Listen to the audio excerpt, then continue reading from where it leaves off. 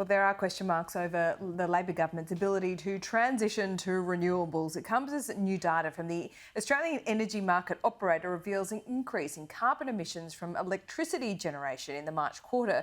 So what challenges does this present? Joining me now is the Grattan Institute's Deputy Energy and Climate Director, Alison Reeve. Alison, great to see you. This is not surprising at all. What does it say about the need to have baseload traditional power like coal for at least the foreseeable future?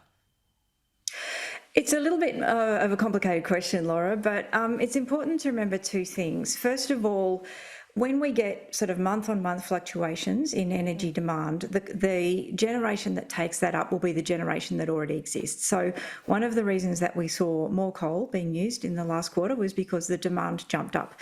And it's actually normal to see coal increase its market share in the first quarter of every year because the demand is always higher because it's summer and we all put our air conditioning on.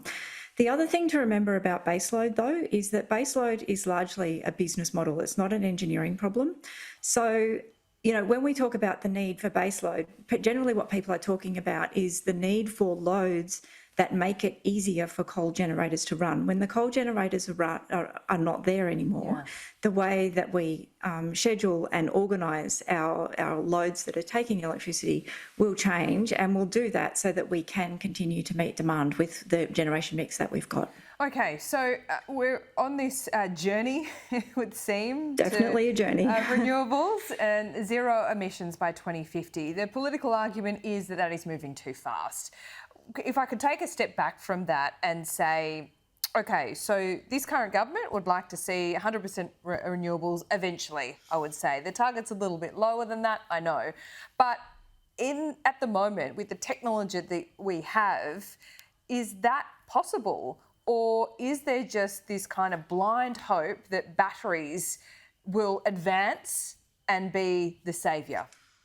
It's absolutely possible to get to about 90% with the technology that we have now at a very, very low cost. That last 10%, like the last 10% of any problem, may be a little bit harder. At the moment, the best option for that economically looks like being gas with associated offsets to cover the emissions. It is also possible that if battery technology improves, and it is improving really fast, like the costs of it are coming down really fast, the amount of energy that you can store in any one battery is improving all the time. Those improvements may mean that that last 10% ends up being a last 5%. You know, it also depends on what we can achieve with things like pumped hydro as well. Pumped hydro projects, I think, have not delivered in the way that potentially governments have hoped because they are really, really large construction projects, and really large construction projects tend to run over time and over budget.